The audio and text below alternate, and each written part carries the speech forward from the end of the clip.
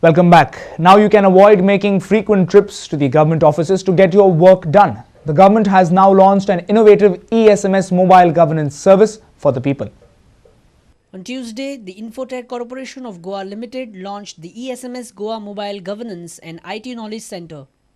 Chief Minister Digambar Kamath, Chief Secretary Sanjay Srivastav and Chairman of the Infotech Corporation of Goa, Subhash Shirodkar, were present for the launch. 40 knowledge centers have been set up in the state.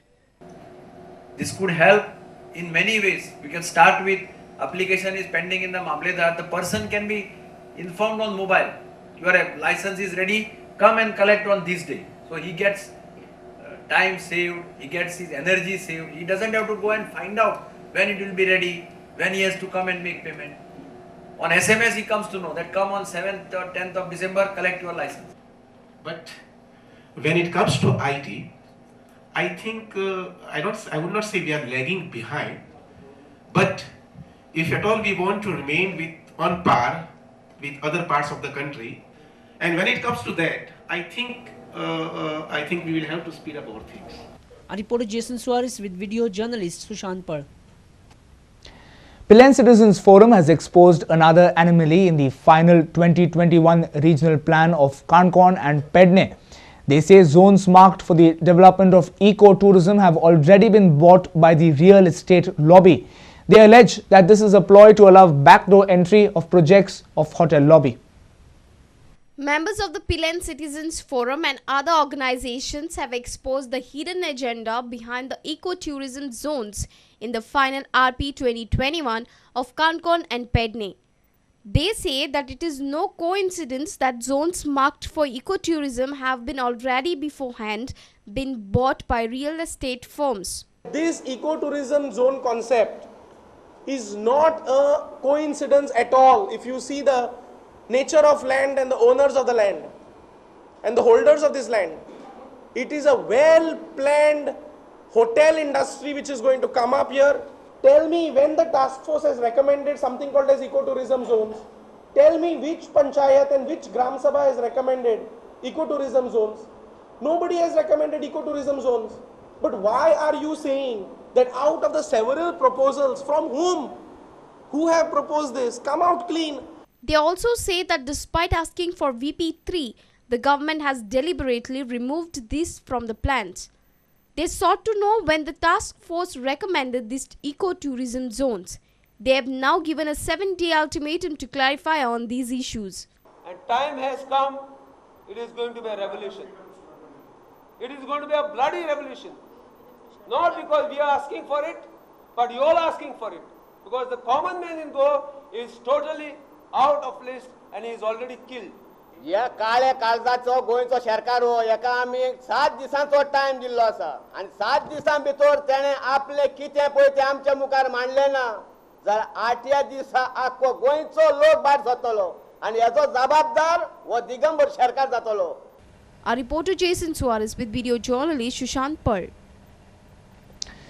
There should be a code of ethics that needs to be followed by journalists. This was the main point highlighted at a discussion held on media ethics post Radia tapes.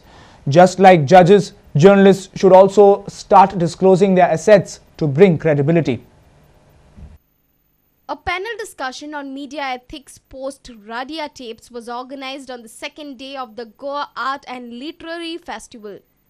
The panelists for the discussion included noted national journalist Aniruddha Bahal, writer Dilip D'Souza, President of Goa Union of Journalists Prakash Kamath, journalist Ashley Dorizario, and editor-in-chief of Prudent Media Sandesh Prabhudesai. Aniruddha Bahal, who started Tehelka and Cobra Post, highlighted that as paid news is now a growing phenomenon, journalists should now start disclosing their assets to bring more credibility. There has been a debate on whether journalists should also sort of declare their assets now. That has come high time that we also take it and sort of declare it on the organization that we are working, and other such disclosures about the kind of shares we own, for corporate journalists at least. And a lot of these media organizations have those things in place. Noted writer Dilip D'Souza emphasized on the need for strict enforcement of ethics to be followed not only by the media but also by society as well.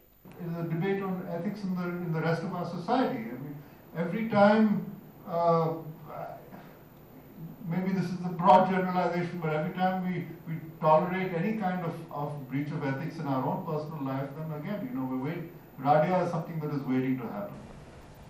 Our reporter Jason Suarez with video journalist Sanin Arbekar.